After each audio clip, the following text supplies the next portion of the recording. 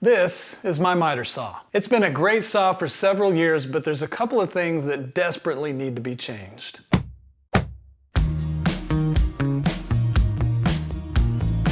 The first change I'm going to make is this insert. The gap is way too wide, and you can see that scraps of wood get stuck down there, and it doesn't support the wood, so I get tear out when I make a cut. So I'm replacing these two pieces of plastic with one solid piece of wood, and after I make that first cut, we'll have a nice zero clearance insert. The second thing I'll change has to do with the fence. Now, I'm not removing the fence, I'm adding to it. So because it has a huge gap, just like the insert, it's hard to line up the cut, and I get tear out because the wood's not supported.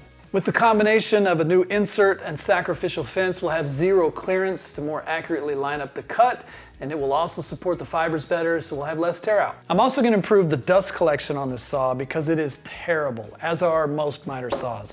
But I'm not going to do that now because I think it's a little more complex and warrants its own video, so look for that next.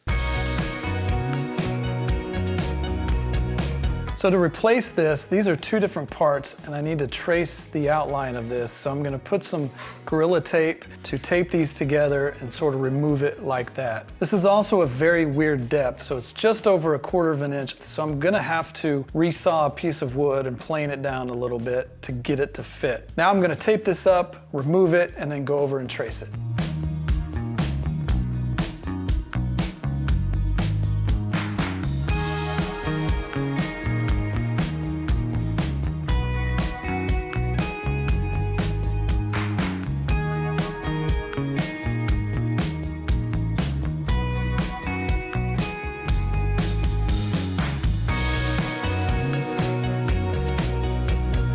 I've got this great piece of scrap cherry that I've cut in half to use for both the insert and the back fence. So I just want to lay this on here, and we're going to outline it.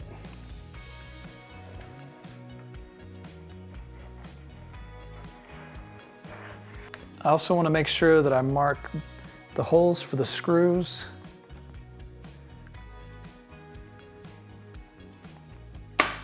Okay, now we've got a good outline. You could cut this out with a jigsaw, no problem, but I'm gonna take it over to the bandsaw and get a more accurate cut. Now I drew this so that it's going to be big. So I'm gonna cut right on the line, and I'll probably still have to sand it down a little bit to get it to fit just right. And after I get the shape right and get it to fit in there well, then we'll have to work on the thickness and getting it just thick enough to be even with the top of the miter saw table.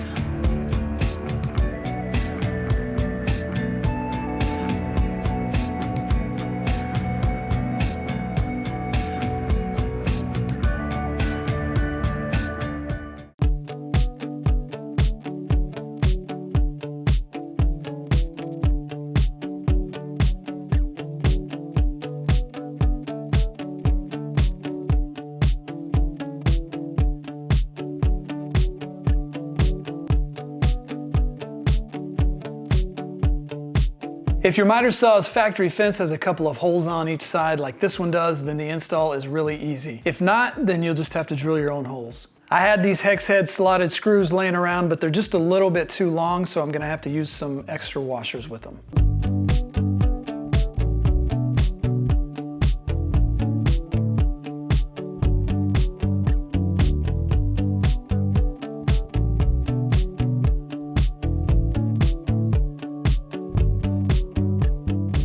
Before I go and make this final cut into the sacrificial fence, there's something you may need to think about once you separate both sides of this fence. Now, if your factory fence is not supporting it enough in the middle or towards the middle like mine is, you may have problems with flex, and that's the inside portions moving back and forth. Now, I'm not worried about it because I'm using solid cherry for one that's securely fastened, and also my factory fence extends to about right there, so that's the edge of the insert, and it's given it quite a bit of support. And also in the next video, I'm tackling the dust collection on this, and whatever contraption that I put back here, I'm expecting to design it to support the fence. Even though it won't be attached to the fence, it's likely gonna support both of those sides. It's just something to consider, because if you're pushing a piece up against the fence as you make a cut and it's flexing inward, that could be an unsafe cut. Now, I've seen fences that are like 6-7 feet long, no kidding, and the idea is that it supports a really long board. The problem is you don't need to support a board 3 feet down on the end. The only part that needs to be supported and square is right up here where the cut is being made. And having a longer fence can actually be a detriment to accuracy. If you've got a really long fence and you've got a board that's bowed this way, with my fence, it's gonna sit flat up here where it matters, and then it's gonna bow off into empty space. If I've got a really long fence, then down 3 or 4 feet, that bow is gonna push off against the fence and cause it to be angled up here where I need to make the cut. A good guidance is to make it about as wide as your factory fence. I made mine a little wider. There was really no rhyme or reason, that just felt like the right width. Just don't make it several feet wide. All right, I'm gonna make the final cut and then we'll be done with this insert and fence.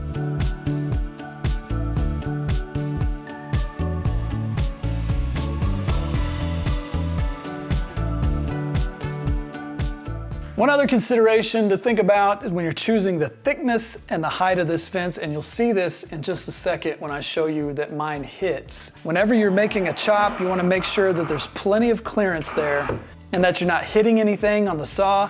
And also, if you have a sliding miter saw, make sure it has clearance all the way, all the way through the cut. Once I tackle the dust collection, I'm gonna have to cut this out anyway, and that will have plenty of clearance for that part. And before you attach this, bring it up just the edge of it to the edge of the saw and make sure that it has clearance as it chops, and then all the way through the cut. If you're new to woodworking, there's only 5 very affordable power tools you need to get started, and spoiler, a miter saw is one of them. So check down below for a link to find out all about that. Check out my other miter saw video where I go through a complete rundown of the different parts of a miter saw, how it works, and also some tips and tricks. You can find that video on my YouTube channel or website. Also look for my next video where I tackled the terrible dust collection on this saw. If you found this video helpful, hit the like button, consider subscribing.